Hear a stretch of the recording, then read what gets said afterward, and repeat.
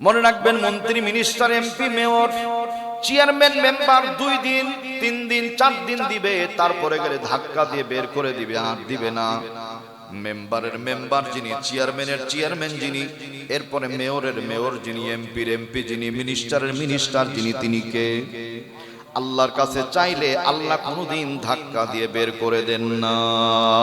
আল্লাহু আকবার বলেন। বালিল্লাহু মাওলাকুম ওয়া হুয়া খায়রুন নাসিরিন।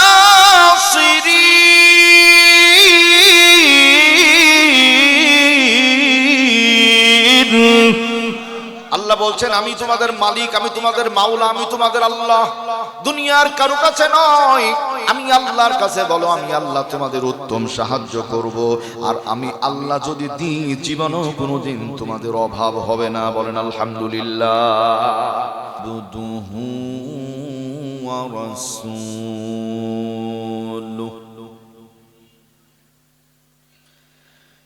الذي أرسله بالحق بشيرا ونذيرا وداعيا إلى الله بإذنه وسراجا منيرا. أما بعد فقد قال الله تعالى في كلامه المجيد وفي فرقانه الحميد. সবাই পড়ি আউযু বিল্লাহি মিনাশ শাইতানির রাজীম. বিসমিল্লাহির রহমানির রহিম.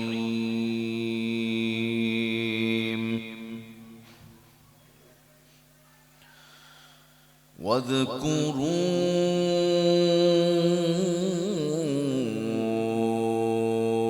إذ أنتم قليل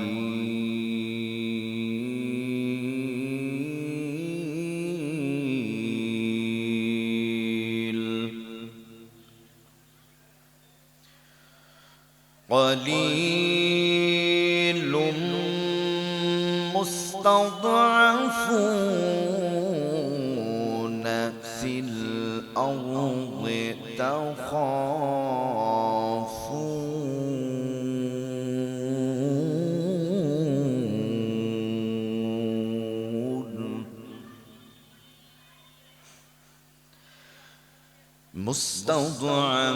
مستضعفون في الأرض تخافون أن يتخطفكم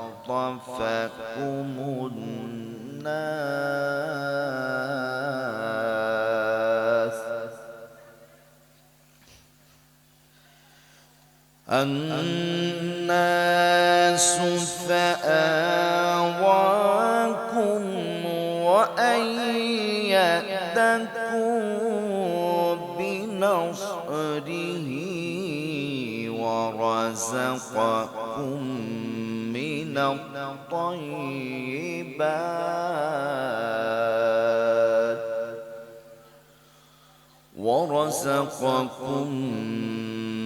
من الطيبات لعلكم تشكرون.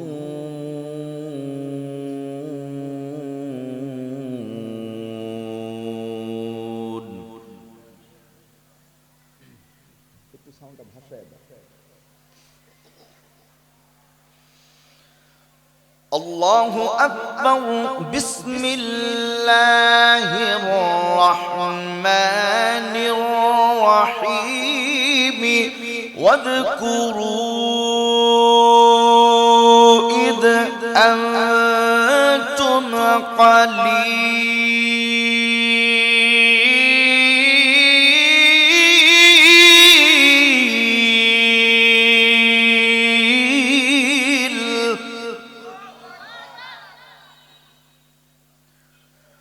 قليل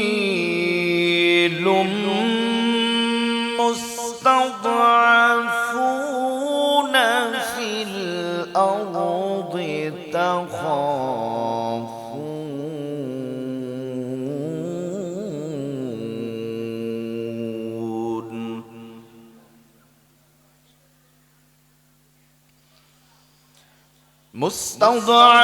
مستضعفون في الأرض تخافون أن يتخطفكم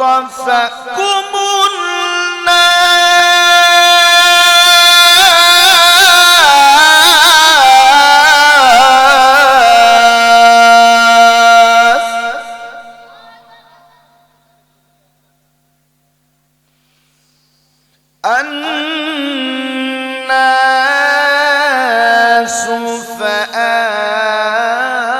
فآواكم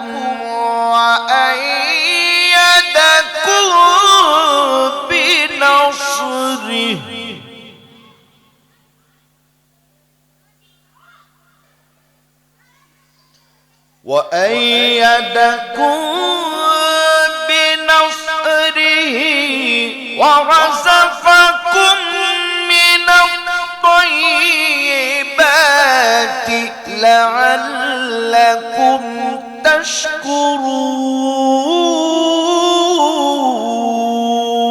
تشكرون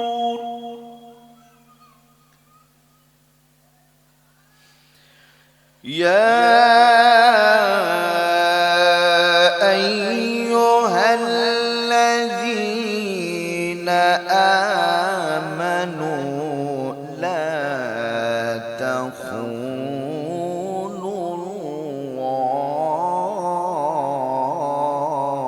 الله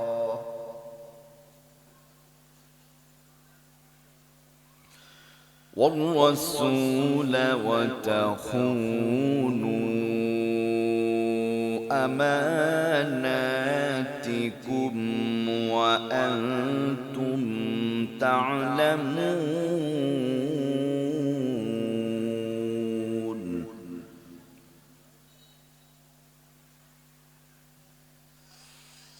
يا أيها الذين آمنوا لا تخونوا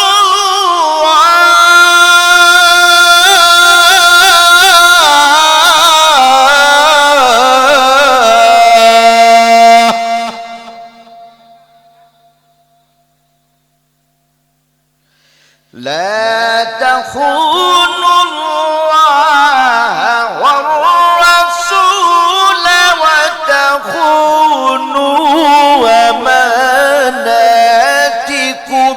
وأنتم تعلمون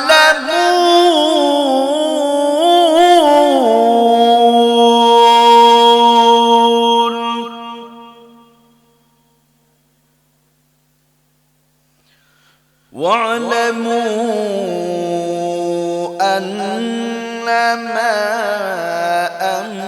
أموالكم وأولادكم فتنة وأن الله عنده أجر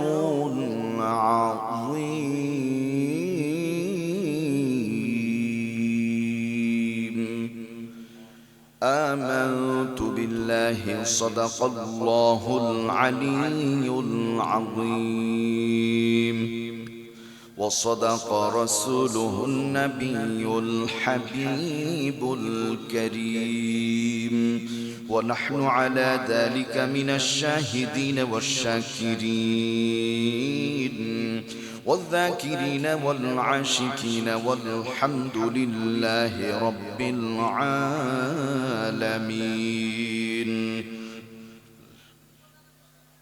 وعن أبي موسى رضي الله تعالى عنه قال قال رسول الله صلى الله عليه وسلم إن الله لا يملي الظالم ثم إذا أخذه ثم لم يفلته ثم قرأ وكذلك أخذ ربك إذا أخذ القرى وهي ظالمة إن أخذه أليم شديد. وعن أبي سعيد الخدري رضي الله تعالى عنه قال قال رسول الله صلى الله عليه وسلم ذاق طعم الإيمان من رضي بالله ربا وبالإسلام دينا وبمحمد نبيا ورسولا. وقال رسول الله صلى الله عليه وسلم ما لي إلا ما أكلت فأفنيت أو لبثت فأبليت أو تصدقت فأمضيت أو كما قال النبي عليه الصلاة والسلام. وقال تعالى في شان حبيبه تعظيما وتكريما وتشريفا সবাই পড়ি إن الله وملائكته يصلون على النبي يا أيها الذين آمنوا صلوا عليه وسلموا تسليما. درود إبراهيم সবাই পড়ি اللهم صل على محمد وعلى آل محمد كما صليت على إبراهيم وعلى آل إبراهيم إنك حميد مجيد. اللهم بارك على محمد وعلى آل محمد كما باركت على إبراهيم وعلى آل إبراهيم إنك حميد مجيد. এই ভুবনে ফুটবে না আর কখনো এমন ফুল রে মন মুহাম্মদ রাসূল আলো হয়ে ভেঙেছিলে সকলেরই ভুল সকলেরই ভুল রে মন محمد رسول بلغ العلا بكماله كشف الدجى بجماله حسنت جميع خصاله صلوا عليه وآله. قال رب اشرح لي صدري ويسر لي أمري واحلل عقدة من لساني يفقه قولي رب زدني علما نافعا. سبحانك لا علم لنا إلا ما علمتنا إنك أنت العليم الحكيم. سبحان ربك رب العزة عما يصفون وسلام على المرسلين والحمد لله رب العالمين. জীবনের শেষ শব্দ লা ইলাহা ইল্লাল্লাহ লা ইলাহা محبت لا إله إلا الله لا إله إلا الله سبحان الله والحمد لله لا إله إلا الله سبحان الله والحمد لله لا إله لا إله إلا الله محمد رسول الله. একসাথে পড়ি সাল্লাল্লাহু আলাইহি ওয়াসাল্লাম. সবাই পড়ি আলহামদুলিল্লাহ. বাংলাদেশের ঐতিহ্যবাহী রাজশাহী বিভাগের রাজশাহী জেলার কাশিয়াডাঙ্গা থানা অন্তর্গত মেমজানিয়া হাফেজিয়া মাদ্রাসার উন্নতি কল্পে ৩৬তম বার্ষিকী মহাবিশ্বের মহাবিশ্বয় আল্লাহর কোরআন আল হাকিমের তাফসীর মাহফিলের মান্যবর শ্রদ্ধাভাজন সম্মানিত সভাপতি, অত্র এলাকার শ্রদ্ধেয় জন আলহাজ মোহাম্মদ আনোয়ার হোসেন, সভাপতি মেমজানিয়া মাদ্রাসা। আজকে এই প্রোগ্রামে সম্মানিত প্রধান অতিথি জনাব মোহাম্মদ মাহফুজুর রহমান রিটন, প্রশাসক, রাজশাহী সিটি কর্পোরেশন। সম্মানিত বিশেষ অতিথি মণ্ডলী, আমন্ত্রিত ওলামায়ে কেরাম, আলোচনা শুনিয়েছেন হাফেজ মাওলানা রাশিদুল ইসলাম, ইমাম ও খতিব, বাইতুল আমান জামে মসজিদ। বসে আছেন পিতৃতুল্য মুরব্বিয়ানে কেরাম, হযরত উলামায়ে কেরাম, প্রাণপ্রিয় যুবক বন্ধুগণ, স্নেহের কচি কাচারা, পর্দার অন্তরালে আমার মা এবং বোনেরা, সকলের প্রতি সারা বিশ্বের মধ্যে সবচাইতে দামি সম্ভাষণ সালাম জানাচ্ছি। আওয়াজটা জোরে দিবেন। আসসালামু আলাইকুম ওয়া রাহমাতুল্লাহ। আল্লাহ রাব্বুল আলামিনের মহান দরবারে আলিশানে শুকরিয়া আদা কল্পে যে যেখানে বসে আছি, আল্লাহর সন্তুষ্টির জন্য উচ্চ আওয়াজে পড়ছি আলহামদুলিল্লাহ। দুরূদ এবং সালাম পড়ছি আমাদের প্রিয় নবী, প্রিয় নেতা, প্রিয় রাসূল, সারা বিশ্বের বিশ্ব নবী, কুল মাখলুকাতের নবী, আশরাফুল আম্বিয়া, দো জাহানের সরদার, মা আমিনার মরদুলাল, আহমদ মুজতবা, মুহাম্মদ মুস্তাফা, রাসূল আকরাম, সবাই বলি সাল্লাল্লাহু আলাইহি ওয়াসাল্লামের শানে। আত্মার মাগফিরাত সারা বিশ্বের মুসলিম উম্মার জন্য, বিশেষ করে ইরানে যত মুসলমান এই মুহূর্তে শাহাদাত বরণ করছেন, সিরিয়াতে, ফিলিস্তিন, কাশ্মীর, চীনের উইঘুর, যত জায়গায় মুসলমান শাহাদাত বরণ করছেন, আল্লাহ যেন তাদেরকে আল্লাহ পাকের জান্নাতের সুউচ্চ মাকাম দান করেন, পড়ি আল্লাহুম্মা আমিন। যার নামে যার জায়গায় এই মাদ্রাসা, আমাদের নানি মেমজান বিবি, উনি বিদায় নিয়েছেন আল্লাহর দুনিয়া ছেড়ে। ওনার স্বামী, ওনার পরিবারের আরো যারা সদস্য, এই মাদ্রাসা এলাকাবাসী যারা নির্মাণ করেছেন, টাকা পয়সা দিয়ে সহযোগিতা করেছেন, এমন অনেকজন বিদায় নিয়ে কবরে পড়ে আছেন। আল্লাহ পাক সকলকে মাফ করে আল্লাহর জান্নাতুল ফেরদাউসের মেহমান বানিয়ে দিন, সকলে পড়ি আল্লাহুম্মা আমিন। যারা বেঁচে আছেন, অসুস্থ আছেন, দোয়া করি আলোচনার শুরুতে আল্লাহ যেন সুস্থতার পূর্ণাঙ্গ নিয়ামত তাদের দান করেন, সকলে পড়ি আল্লাহুম্মা আমিন। আল্লাহ রাব্বুল আলামিন বলেন, وَتَمَّتْ كَلِمَةُ رَبِّكَ صِدْقًا وَعَدْلًا لَا مُبَدِّلَ لِكَلِمَاتِهِ وَهُوَ السَّمِيعُ الْعَلِيمُ। আল্লাহু আকবার বলেন। وَتَمَّتْ كَلِمَةُ رَبِّكَ صِدْقًا, আমি রবের কথা সব চাইতে সত্য কথা, এই জগতে আল্লাহর চাইতে সত্য কথা আর কারু হতে পারে না। আওয়াজ করে বলেন সুবহানাল্লাহ। নবীজি সাল্লাল্লাহু আলাইহি ওয়াসাল্লাম বলেন, মান ক্বালা বিহি সাদাকা, যারা আল্লাহর কোরআন থেকে কথা বলে তারা সত্য কথা বলে। ওয়ামান হাকামা বিহি আদালা, আল্লাহর কোরআন থেকে যারা বিচার ফাইসালা করে তারা ইনসাফপূর্ণ বিচার করে। ওয়ামান আমিলা বিহি উজিরা, আল্লাহর কোরআন হাদিস অনুযায়ী আমল করে যারা পরিপূর্ণ প্রতিদান প্রাপ্ত হবে তারা। ওয়ামান দাআ হুদিয়া ইলা সিরাতিন মুস্তাকিম, কোরআন হাদিসের পথে ডাকে যারা, সত্যি জান্নাতের পথে ডাকে তারা। বলেন আলহামদুলিল্লাহ। এই সহজ কথাই কোন নেতা নেত্রী, কোন প্রধানমন্ত্রী, কোন অর্থমন্ত্রী, কোন স্বরাষ্ট্র পররাষ্ট্র কোন মন্ত্রীর কথা আছে? কার কথা? আল্লাহর কথা। সম্মানিত ভাইয়েরা আমার, যদি কারো কথা না থাকে, বোঝা যায় কারো কথাই জান্নাত পাওয়া যাবে না। জান্নাত যদি পেতে হয় একমাত্র আল্লাহর কোরআন নবীর সুন্নাহ ছাড়া দ্বিতীয় কোনো রাস্তা নাই।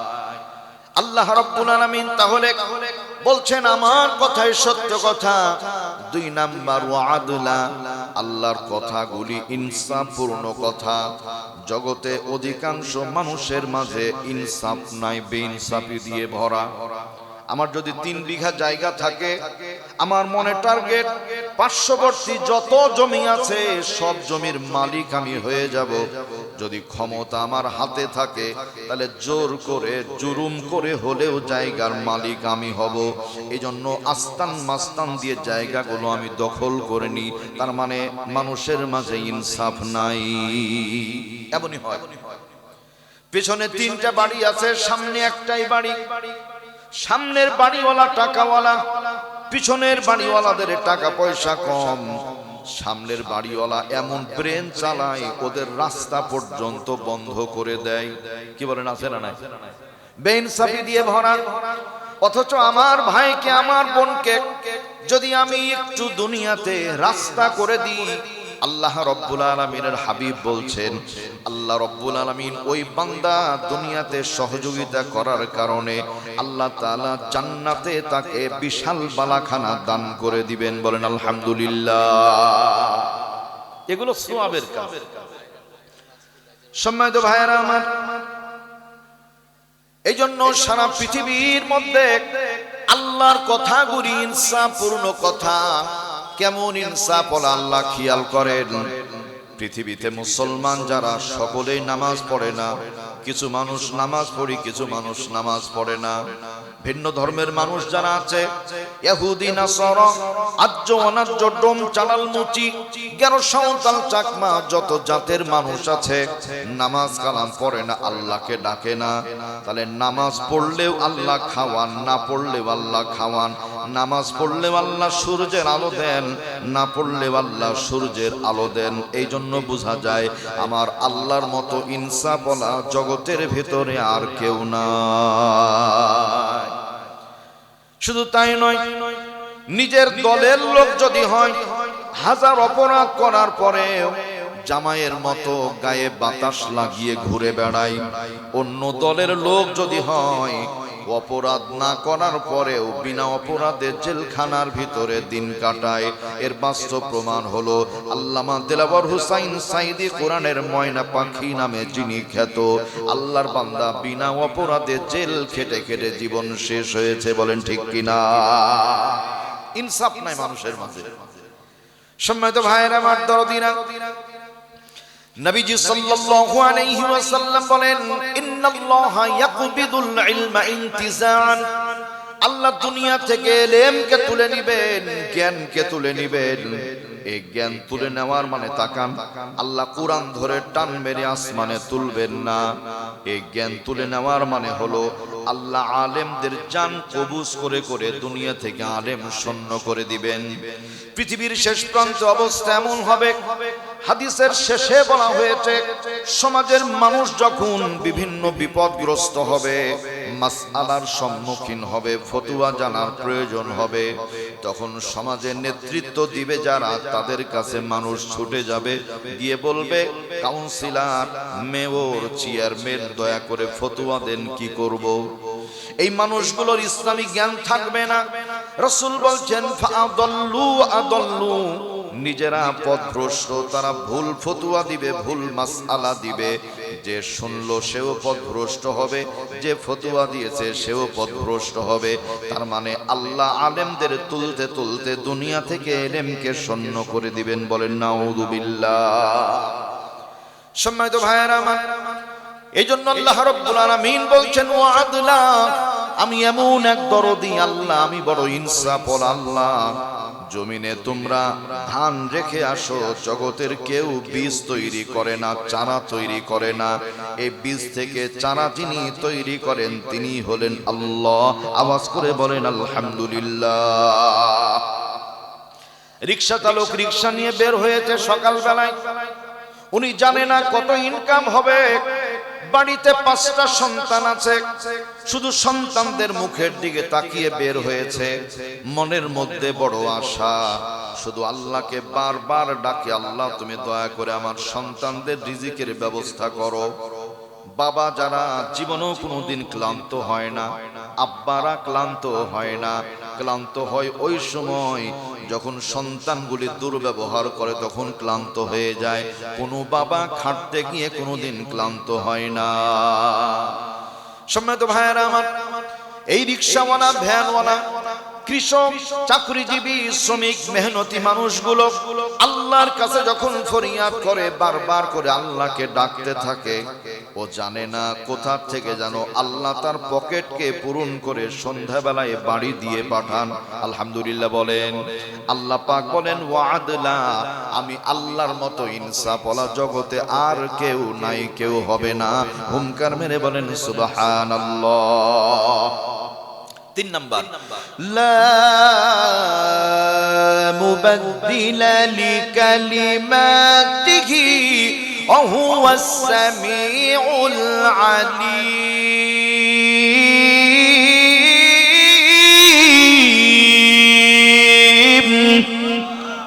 লাম আলিফ জবল্লা, এটা হলো কেচি। লাম আলিফ জবল্লা মানে হলো না না না, কিছুই মানি না। তাকান, আমার আইন মানবেন না, আরেকজনের আইন মানবেন না, লেনিনের তৈরি আইন মানবেন না, কালমার্সের তৈরি আইন মানবেন না, হেগেনের আইন মানবেন না, প্লেটোর আইন মানবেন না, রুশোর তৈরি আইন মানবেন না, আব্রাহাম লিঙ্কনের আইন মানবেন না, ডারউইনের আইন মানবেন না। আওয়াজ করে বলেন তো আইন মানবো কার? আল্লাহর আইন মানবো, কারণ লা ইলাহা ইল্লাল্লাহ, আমি কারো বিধান মানি না। জোরে বলেন বিধান মানি কার? আল্লাহ। বাইরে যারা আছেন অনেকেই হয়তো অপেক্ষা করছেন যে যাই, যাচ্ছি, অনুরোধ করছি মেহেরবানি করে খুব দ্রুত চলে আসুন। নির্ধারিত সময় প্রধান মেহমানকে তুলে দেওয়া হবে ইনশাআল্লাহ। আমি সময় বেশি আছে, এই জন্য আমি সময় নিব না, শুধুমাত্র স্বল্প কিছু কথা বলে আমরা ইনশাআল্লাহ আস্তে আস্তে শেষ করে দিব। প্রিয় ভাই আমার, খেয়াল করেন, আপন জনে না কলিজার মানুষ যারা আছেন এই পৃথিবীর মধ্যে, আল্লাহ রাব্বুল আলামিন তাহলে লাম আলিফ জবল্লাহ, আল্লাহ বলছেন কিছুই হয় না, কিছুই মানা যাবে না, মানতে হবে আল্লাহর হুকুম। শোনো, এখানে লা মুবাদদিলা লিকালিমাতি, আল্লাহ বলেন আমি আল্লাহর কথা কাজের মাঝে বিন্দু পরিমাণ কোনো পরিবর্তন হয় না। আল্লাহু আকবার বলেন। আচ্ছা, আল্লাহর কথা কাজে কোনো পরিবর্তন হয়? হয় না। খেয়াল করেন, নিজের দিকে তাকান। চোখের ভুরু আল্লাহ দিয়েছেন, যেমন ছিল তেমনই আছে, সামান্য বড় হয়। প্রতি সপ্তাহে প্রতি মাসে কাটার প্রয়োজন হয় না। আল্লাহ বলে দিয়েছেন চোখের ভুরু পাপড়িগুলো এমনই থাকবে। আলহামদুলিল্লাহ বলেন। পুরুষ মানুষের মুখে দাড়ি আছে, মুখে গোপ আছে, এই গোপগুলি মুছগুলো ছোট করতে হয়, খাটো করতে হয়, দাড়িগুলো লম্বা করতে হয়। রাসূল বলছেন কসুস শারিব ওয়া ইয়াহফুল্লুহা, পুরুষ মানুষ দাড়িগুলো লম্বা করো, মুছগুলো খাটো করো। মেয়ে মানুষ যারা আছে যদি ৫,০০০ কোটি টাকা খরচ করে, জীবনও কোনোদিন কোনো মহিলার মুখে দাড়ি বের হবে না। লা মুবাদদিলা লিকালিমাতি, আল্লাহর কথায় কোনো পরিবর্তন হয় না। আওয়াজ করে বলেন আলহামদুলিল্লাহ। পেঁপে গাছ দেখা যায়, কিয়ামত পর্যন্ত যদি সূরা ফাতিহা পড়ে ফু দিই আর বলি পেঁপে গাছে আম খাবো, কোনোদিন হবে না। লা মুবাদদিলা লিকালিমাতি, আল্লাহর বিধানে পরিবর্তন হয় না। আল্লাহ নির্ধারণ করেছেন নারী জাতি যারা সন্তানের মা জননী হবে, তারা কিয়ামত পর্যন্ত পুরুষ চেষ্টা করলে সন্তানের মা হতে পারবে না। সন্তানের আব্বা পুরুষ মানুষ হবে আর মা হবে মহিলা। লা মুবাদদিলা লিকালিমাতি, আওয়াজ করে বলেন আলহামদুলিল্লাহ। এখানে একটা ব্যাখ্যা লুকিয়ে আছে, তা হলো বাংলাদেশ স্বাধীন হওয়া ১ নয় ৫৪ থেকে ৫৫ বছর প্রায়। বাংলাদেশের স্বাধীনতার সূর্য ওঠার পরে দেশের জন্য একটি কনস্টিটিউশন, সংবিধান তৈরি করা হয়েছে। সংবিধানের লেখকের নাম হলো মিস্টার ডক্টর কামাল, গণফোরামের সভাপতি ভদ্রলোক সংবিধান লিখে দিয়েছেন। ৫৪ বছরের মধ্যে বহু সরকার বাংলাদেশে ক্ষমতায় গেল আর এলো, এ পর্যন্ত একটা বার কি এই সংবিধান দ্বারা আমরা শান্তির মুখ দেখতে পেয়েছেন?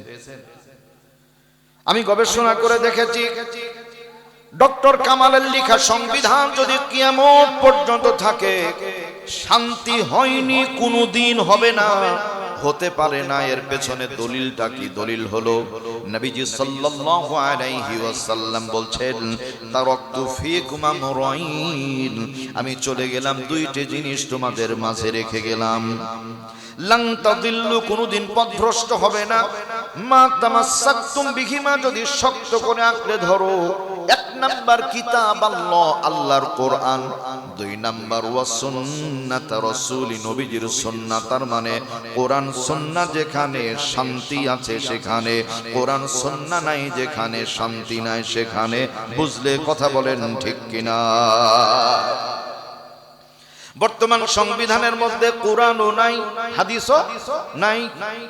এই জন্য ৯২% মুসলমানের দেশে আমরা যদি শান্তি পেতে চাই, তাহলে আল্লাহর কোরআন নবীর সুন্নাহ দ্বারা এই সংবিধান লিখার দরকার আছে না না? এখানে একটা থিওরি বলে রাখি, পৃথিবীতে কোনোদিন শান্তি হবে না। পৃথিবীতে কোনোদিন শান্তি হবে না। কি হবে? আত্মতুষ্টি, কিছুটা খুশি থাকা যাবে। আমরা যারা এখানে আছি, যখন ছোট ছিলাম শুধু পায়ে হেঁটে চলতাম, তখন মনে হতো না আল্লাহ যদি একটা সাইকেল পেতাম, সারাদিন শুধু চালিয়ে বেড়াতাম, তাই মনে হতো না? মোটর সাইকেল পেলে তো কথাই নাই। এটা আমাদের মনের একটা আকাঙ্ক্ষা ছিল। আস্তে আস্তে বড় হলাম, পায়ে হাঁটার থেকে সাইকেল হলো, তখন মনে হয়েছে মোটর সাইকেল দরকার। মোটরসাইকেলের পরে আরো অন্যান্য যে বাহনগুলো আছে সেগুলো দরকার। ছোট ছিলাম, মনে হয়েছে বড় মানুষগুলো কত আরামে থাকে, টাকা পয়সা ইনকাম করে, তা আমি যদি বড় হতাম আমিও তাই করতাম। বড় হয়েছি ভাই, পেরেশানি বেড়েছে না কমেছে? পেরেশানি বেড়ে গেছে, শান্তি নাই। তার মানে সহজ কথায়, যে অবস্থায় আমরা আছি এই অবস্থাতেই শুকরিয়া করতে হবে কার? আল্লাহ। আলহামদুলিল্লাহ, আগে যেমন ছিলাম আলহামদুলিল্লাহ ভালো ছিলাম, এখন যে অবস্থাতে আছি এই অবস্থাতেই ভালো থাকবো, আলহামদুলিল্লাহ বলেন। সম্মানিত ভাইয়েরা আমার, তাহলে দুনিয়াতে শান্তি হবে না, তবে আত্মতুষ্টি থাকবে। যা খাই, যা পড়ি, যা করি, এটা দিয়েই খুশি থাকতে হবে। মাঝখান থেকে আল্লাহর গোলামি আমাদের চালিয়ে যেতে হবে, কারণ আল্লাহর গোলামি করে যারা জগতের মধ্যে সবচাইতে সুখে থাকে তারা বলেন আলহামদুলিল্লাহ।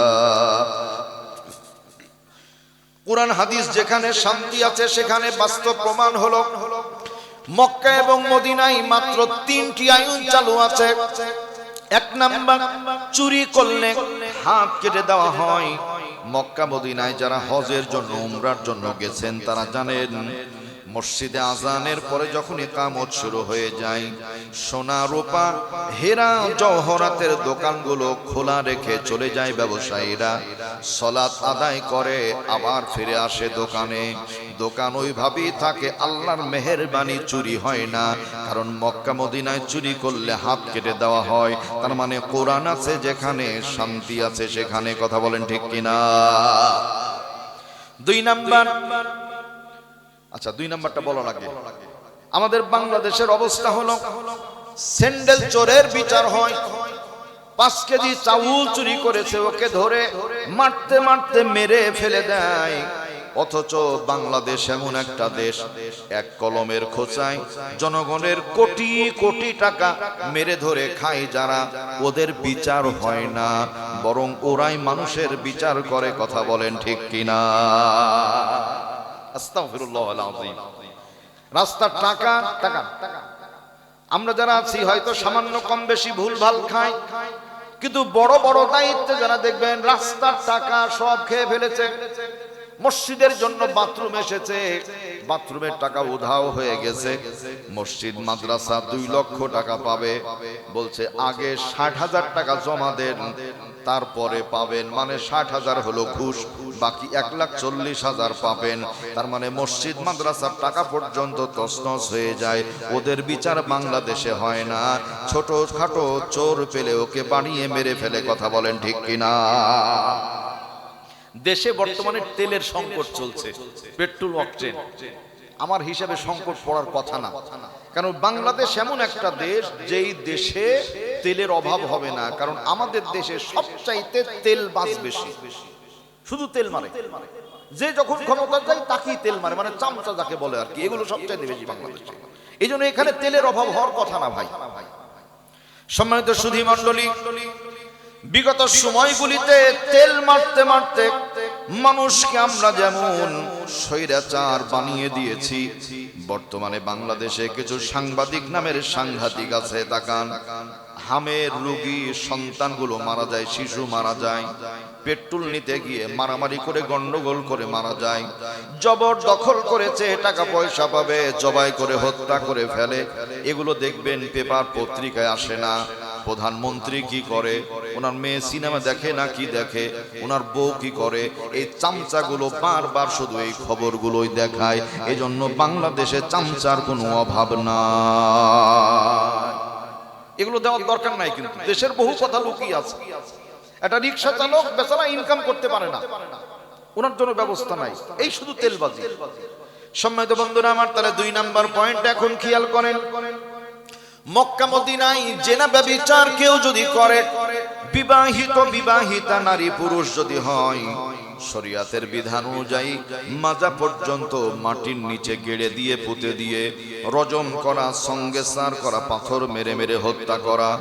আমাদের এলাকার মধ্যে রাজশাহী সিটির মধ্যে যদি এমন ঘটনা ঘটে, সিটির যিনি দায়িত্বশীল আছেন, এরপরে যত থানার ওসি আছে সবাইকে একসঙ্গে নিয়ে মাইকিং করে দেওয়া হলো, সবাই একত্রিত হয়ে গেল, electric media, printing media, social media হাজির থাকলো, সকলের সামনে এই ব্যভিচারিণীকে যদি হত্যা করা হয়, আল্লাহু আকবার, ইফটিজিং বন্ধ হবে, ধর্ষণ বন্ধ হবে, এরপরে ব্যভিচার বন্ধ হবে।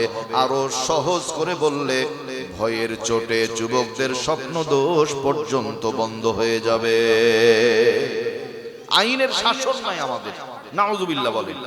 সম্মানিত বন্ধুরা আমার, ভাইয়েরা, তাহলে 2 নাম্বার আল্লাহ পাকের বিধান চালু আছে ব্যভিচার করলে হত্যা করা।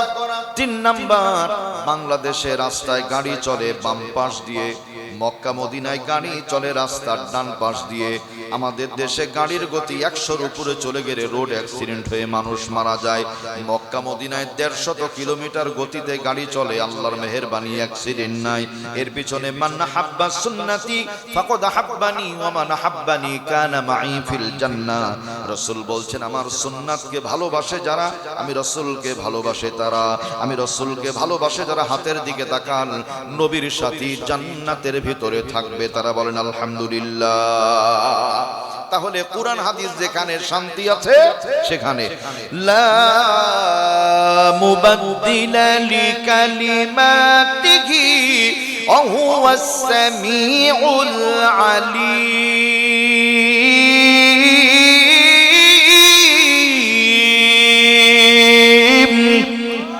আল্লাহ বলছেন, আমি আল্লাহর কথার মধ্যে কোনো পরিবর্তন নাই।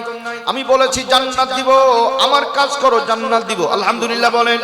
আমি বলেছি রিজিকের পেরেশানি থাকবে না, নামাজ পড়ো, রিজিকের পেরেশানি থাকবে না।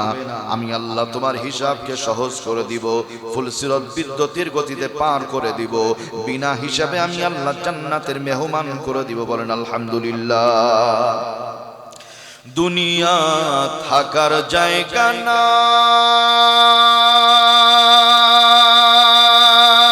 রে, দুনিয়া দুনিয়া থাকার জায়গা না,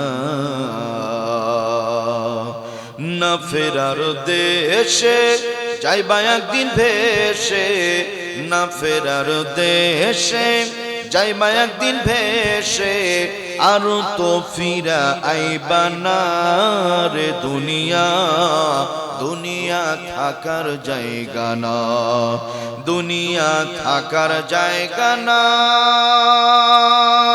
রে, দুনিয়া দুনিয়া থাকার জায়গা না। জোরে একবার বলেন মারহাবা। আচ্ছা, চুরি চামারি করে ধরেন 10টা বিল্ডিং এর মালিক হলাম, লাভ আছে? লাভ যে নাই খেয়াল করেন।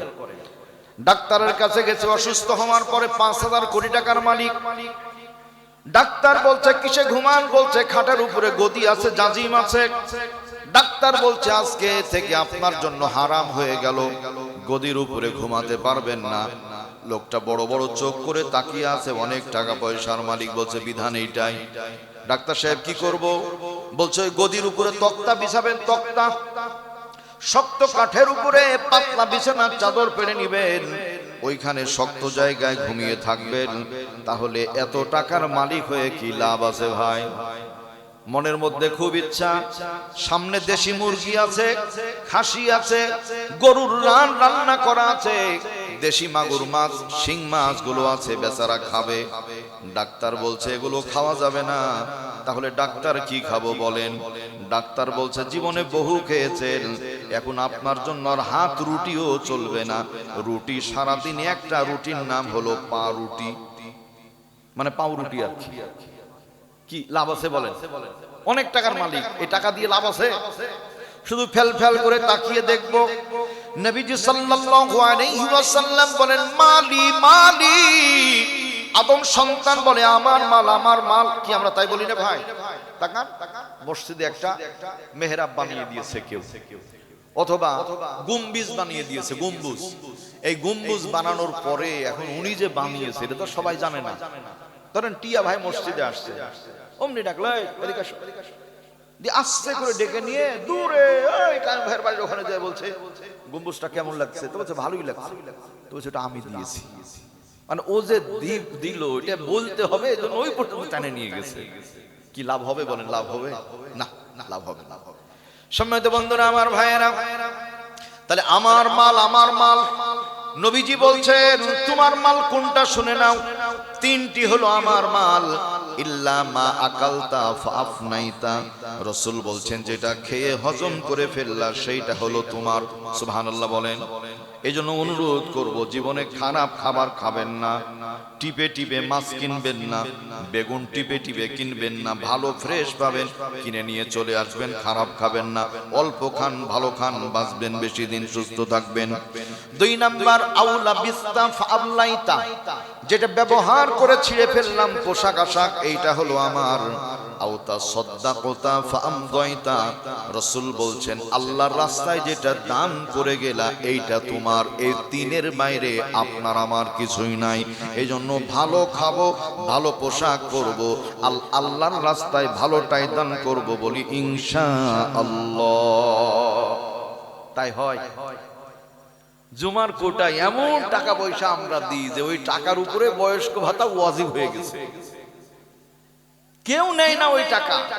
এখন মসজিদের কোটা তো আর কথা বলতে পারেন, ওই ছিঁড়া টাকা, অচল টাকা চুপ করে দিয়ে দিল। কে দিল তা তো জানি না। সম্মানিত ভাইয়েরা আমার, আল্লাহর রাস্তায় ভালোটাই দান করা। কোরআনে কারীম থেকে একটি সূরার কিছু অংশ তেলাওয়াত করেছি। সূরাটির নাম হলো সূরাতুল আনফাল।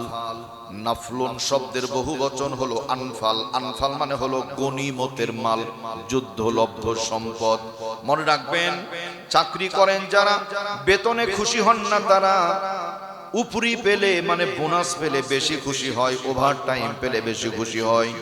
কৃষক যারা 1 বিঘে ধান লাগিয়েছে 20 মণ পেয়েছে খুশি হয় না, যদি 5 মণ একটু বাড়তি হয় তাহলে বেশি খুশি হয়। রিকশা চালক 10 টাকা ভাড়া যদি 20 টাকা হয় তাহলে খুশি হয়। আমরাও মাহফিলে গেছি, হাদিয়া দিবে 15,000, যদি 20,000 দেয় খুশি হয়। এটা হলো দুনিয়ার নিয়ম। তাহলে একটু বেশি পেলে আমরা যেমন খুশি হই, ফরজ নামাজ পড়ার পরে নফল নামাজ পড়লে আল্লাহ রাব্বুল আলামিন তার চাইতে বেশি সন্তুষ্ট হয়ে যান। সুবহানাল্লাহ বলেন। সম্মানিত বন্ধুরা আমার, তাহলে সূরার নাম সূরাতুল আনফাল, নাজিল হয়েছিল মদিনায়। সূরার মধ্যে আয়াত আছে 75, 75টা, রুকু আছে 10টা। এই সূরার 26 নম্বর আয়াত তেলাওয়াত করেছি। আল্লাহ রাব্বুল আলামিন ডাক দিয়ে বলছেন, ওয়াযকুরু ইয আনতুম কালিল।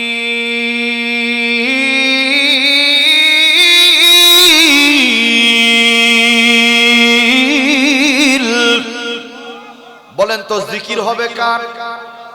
এখানে কিন্তু আমরা কয়েকজন আছি, পাড়াতে বহু লোক আছে। আমাদেরকে এনেছেন কে? আল্লাহ নিয়ে এসেছেন। যাদেরকে নিয়ে এসেছেন তাদের ব্যাপারে রাসূল কি বলছেন শুনে যান। বুখারী মুসলিমের হাদিস, রাসূল বলছেন মাইয়ুরিদিল্লাহু বিহি খায়রান ইউফাক্কিহু ফিদ্দীন। আল্লাহ যাদের কল্যাণ কামনা করেন, যাদের ব্যাপারে ভালো চিন্তা করেন, আল্লাহ তাদের দ্বীনের জ্ঞান দানে ধন্য করেন। বলেন আলহামদুলিল্লাহ। তার মানে এখানে আসতে পেরেছি যারা ভাগ্যবান তারা বলেন আলহামদুলিল্লাহ। ওয়াযকুরু, স্মরণ করো, সেই সময়কে যখন পৃথিবীতে তোমরা ছিলে দুর্বল, আল্লাহু আকবার, ইদ আনতুম কলিল, সংখ্যায় ছিলে কম, মুস্তাদাফুনা ফিল আরদি, জমিনের মধ্যে তোমরা ছিলে দুর্বল।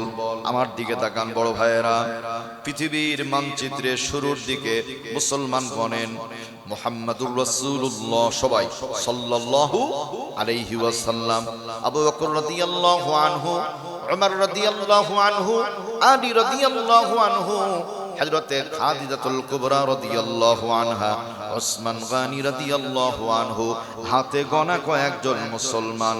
ঐতিহাসিকদের তথ্য মতে সারা পৃথিবীতে 288 দেশ আছে, 800 কোটি মানুষ, 600 কোটি ইহুদি আর খ্রিস্টান, 200 কোটি বর্তমানে মুসলমান। বলেন আলহামদুলিল্লাহ। ওআইসি রিপোর্ট করেছে সারা বিশ্ব তালাশ করে পাওয়া যায় পৃথিবী ব্যাপী Gita, Veda, Bible, Tripitaka, Zendavesta, Atharvaveda, Rigveda, Samaveda, Ramayana, Mahabharata, Old Testament, New Testament, একটারও কোনো হাফেজ নাই। আল্লাহর কোরআনের 1 নয় 2 নয় 6 কোটির চাইতেও বেশি দুনিয়ার মধ্যে কোরআনের হাফেজ পাওয়া যায়। বলেন আলহামদুলিল্লাহ।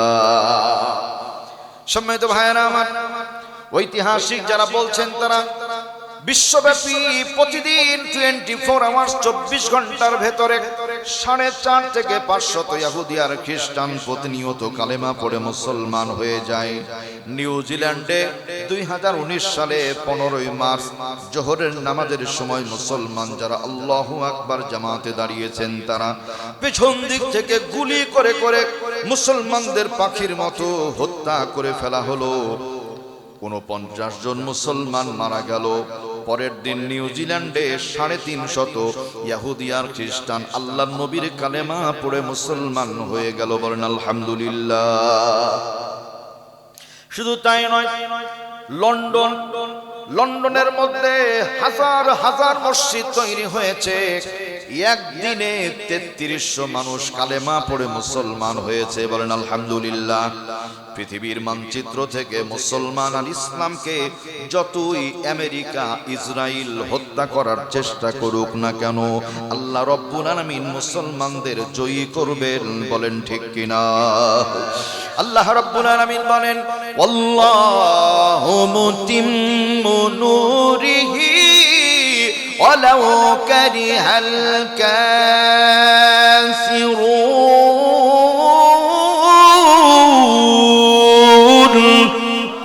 আমি আল্লাহ আমার দ্বীনের আলোকে, ইসলামের আলোকে জ্বালাবো। কাফের মুশরিকদের যত কষ্ট হোক না কেন, ওতে আমি আল্লাহর বিন্দু পরিমাণ কোনো যায় আসে না। আওয়াজ করে বলেন আলহামদুলিল্লাহ। আগে কয়েকজন মুসলমান, এখন 200 কোটি মুসলমান। আলহামদুলিল্লাহ বলেন। সংখ্যা বাড়িয়েছেন কে? আল্লাহ রাব্বুল আলামিন সংখ্যা বাড়িয়ে দিয়েছেন। ভারতের মধ্যে একটা মসজিদ 1992 সালে ভেঙে খান করা হয়েছে। দেখি বলতে পারেন নাকি মসজিদের নাম কি? মসজিদ বাবরি মসজিদ। বাবরি মসজিদকে ভাঙার পরে ওই জায়গায় রাম মন্দির তৈরি করা হয়েছে। ভারতের হিন্দু যারা মনে মনে খুশি হয়েছিল তারা রাম মন্দির হয়ে গেল, আর কোনোদিন বাবরি মসজিদ হবে না। এই 2025 সালে, আল্লাহু আকবার, 2026 সালে 6 ডিসেম্বর ভারতের মুর্শিদাবাদের মধ্যে নতুন করে বাবরি মসজিদ তৈরির জন্য পরিকল্পনা গ্রহণ করা হয়েছে। টাকা দরকার 300 কোটি টাকা। এ পর্যন্ত তার চাইতেও বেশি উঠে গেছে। বলেন আলহামদুলিল্লাহ। দুনিয়া থেকে ইসলামকে বাতিল করা যাবে না, বরং ইসলামকে বাতিল করার জন্য চেষ্টা করবে যারা, আল্লাহ তাদেরকে বাতিল করে দিবেন। কেউ তাদের রক্ষা করতে পারবে না। এটাই বাস্তবতা। সম্মানিত বন্ধুরা আমার, আল্লাহ পাকের পরে বলছেন, কলিলুম মুস্তাদাফুনা ফিল আরদি তাখাফুন।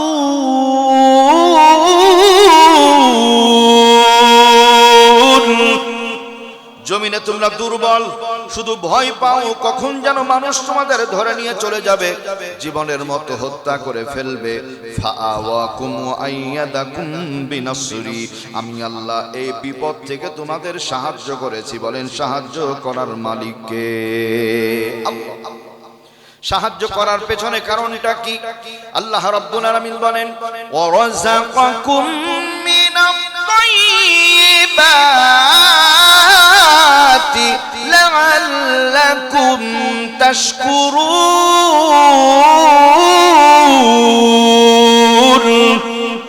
আমি আল্লাহ রিজিক দিয়েছি। কেমন রিজিক? তাইয়্যিবাত, পবিত্র রিজিক। টাকা বাড়িতে খাবার আছে কিন্তু হারাম খাবার এমন খাবার না। আল্লাহ বলছেন আমি আল্লাহ হালাল খাবার দিয়েছি আর খাবারগুলো ছিল পবিত্র। বলেন আলহামদুলিল্লাহ।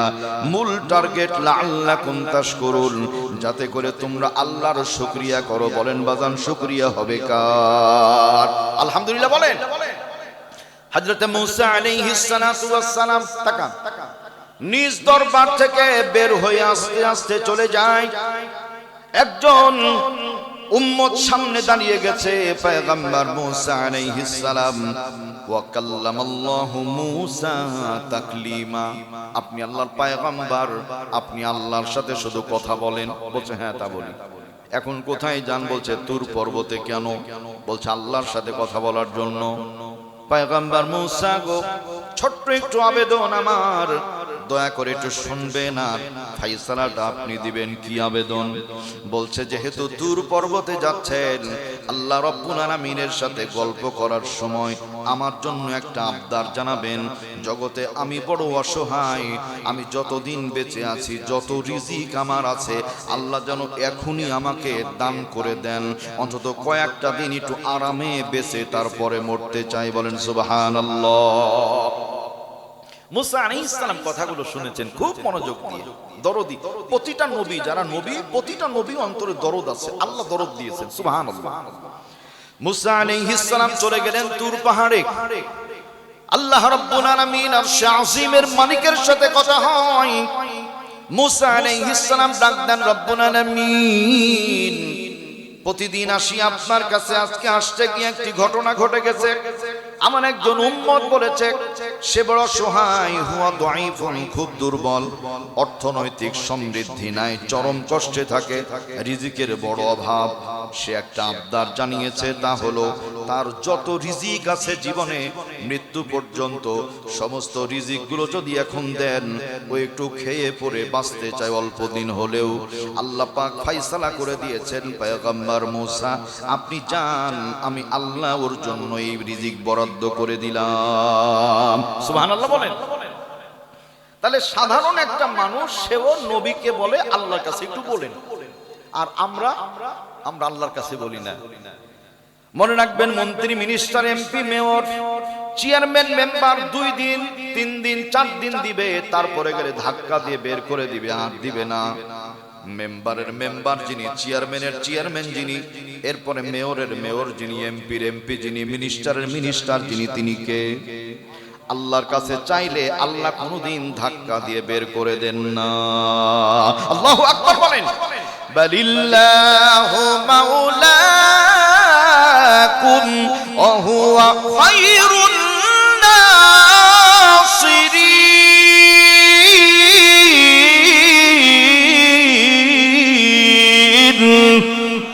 আল্লাহ বলছেন আমি তোমাদের মালিক, আমি তোমাদের মাওলা, আমি তোমাদের আল্লাহ। দুনিয়ার কারো কাছে নয়, আমি আল্লাহর কাছে বলো, আমি আল্লাহ তোমাদের উত্তম সাহায্য করব। আর আমি আল্লাহ যদি দিই, জীবনও কোনোদিন তোমাদের অভাব হবে না। বলেন আলহামদুলিল্লাহ। এজন্য দুঃখের কথা মানুষের কাছে বলবেন না। কার কাছে বলবো?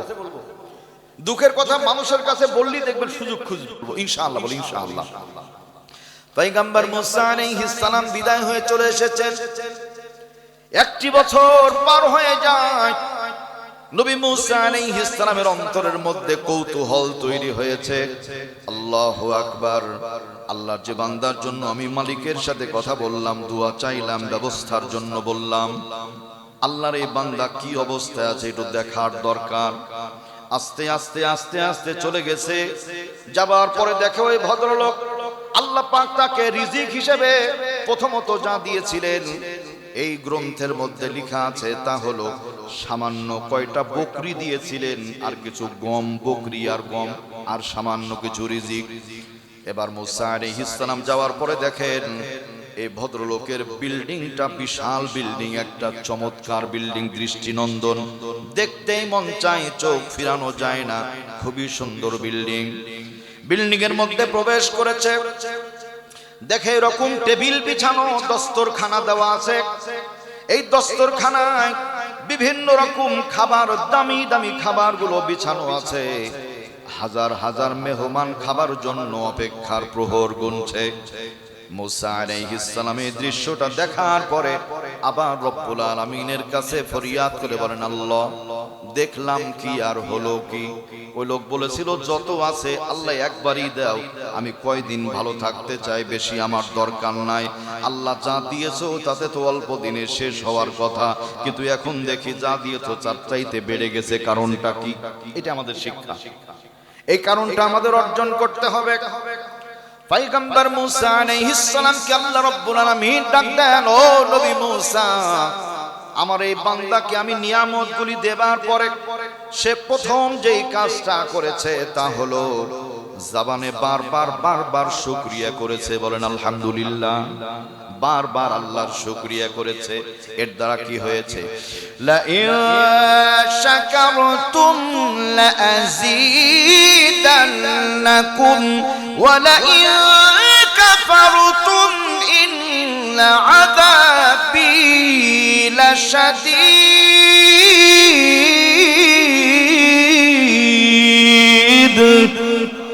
আল্লাহ বলছেন যদি আমি আল্লাহর শুকরিয়া করো, লাযীদান্নাকুম, এত দেওয়া দিব তুমি গণনা করে শেষ করতে পারবে না। ওয়ালা ইন কাফারতুম, যদি না শুকরি করো তাহলে আমি আল্লাহর কঠিন শাস্তির জন্য তুমি প্রস্তুত থাকো। বলি নাউযু বিল্লাহ। পয়গম্বর মুসা আলাইহিস সালাম, আমার বান্দা আমি আল্লাহর শুকরিয়া করেছে এক নাম্বার, তাহলে বলেন তো শুকরিয়া হবে কার? আল্লাহর শুকরিয়া হবে। খেয়ে থাকলেও আল্লাহর শুকরিয়া, না খেয়ে থাকলেও আল্লাহর শুকরিয়া, ভালো থাকলে আল্লাহর শুকরিয়া, অসুস্থ থাকলেও আল্লাহর শুকরিয়া। বরকত দিবেন যিনি, তিনি কে? দুই নাম্বার, লোকটা একাই খায়নি। অনেকে আছি আমরা বাড়িতে মেহমান আসলে এখন বিরক্ত হই, অভাবের মধ্যে জিনিসপাতির দাম বেশি, আহারে আসার সময় পেল না। নাউযুবিল্লাহ বলেন। রাসূল বলছেন তোমার বাড়িতে কোনো মেহমান যখন যায় ও তোমার খাবার জন্য যায় না, বরং ওর রিজিক তোমার খাবারের মধ্যে আছে, আর এই রিজিকটা আল্লাহ নিজেই পৌঁছে দিয়েছেন। কাজে মেহমান গেলে যদি খুশি হও, আমি আল্লাহ মেহমান খাবার কারণে তোমাকে 10 গুণ বাড়িয়ে দেব। সুবহানাল্লাহ বিহামদিহি। তাহলে মেহমান খাওয়ানো। 3 নাম্বার, আল্লাহর বান্দা যেই কাজ করেছে তা হলো আল্লাহর রাস্তায় ঘন ঘন দান করে, ঘন ঘন দান করে। আমার দিকে তাকান, এই হাতের চাইতে এই হাতটা আল্লাহর দরবারে বড় দামি। চাওয়ার চাইতে দেওয়াটা আল্লাহর কাছে বড় দামি কাজ। প্রিয় ভাইয়ের আমার, এই ব্যাখ্যাটা আরো লম্বা আছে, শুধু সংক্ষেপ করে বলছি, আর একদিন বলা হবে ইনশাআল্লাহ। মুসা আলাইহিস সালাম আল্লাহ পাককে বলেন, আল্লাহ আর কি? বলছে বান্দা এত পরিমাণে আমি মালিকের ইবাদত করেছে, আমি আল্লাহ এত বেশি খুশি হয়েছি, টার্গেট ছিল দিব 1 গুণ।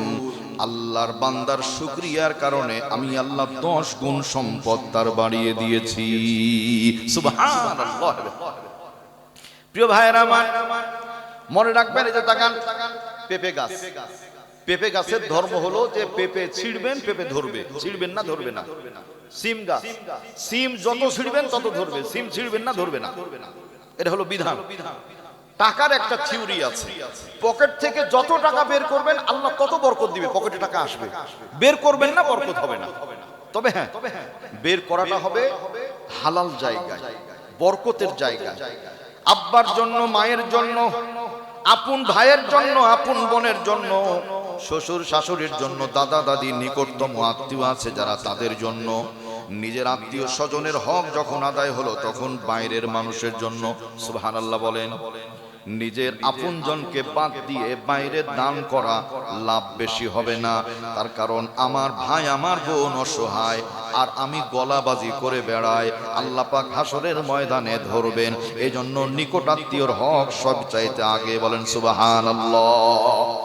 সম্মানিত বন্ধুরা, আমার ভাইয়েরা, এই মেমজানিয়া মাদ্রাসা এমন একটা জায়গা আমরা বসে আছি, আল্লাহু আকবার। এখানে ছিল খেড়ের ঘর, কঞ্চি দেওয়া আর বাঁশের কিছু পাতা দেওয়া, দুই পাশে মাটি লাগানো ছিল, মানে দেওয়ালও নাই, এই খেড়ের বেড়া। এই ঘর থেকে আল্লাহ দয়া করেছেন এখন পাকা বিল্ডিং হয়ে গেছে, কিন্তু দুঃখ আর আফসোস মাদ্রাসা দিন দিন শুধু রসা তলে যায়। কি তাই না? আমরা যেতে দিব না ইনশাআল্লাহ। কি ইনশাআল্লাহ বলেন? আল্লাহর নবীর ঘর রক্ষা করবেন কে? আল্লাহ। কিন্তু আল্লাহ তো আর এসে রক্ষা করবেন না, এই দায়িত্ব হলো আমাদের।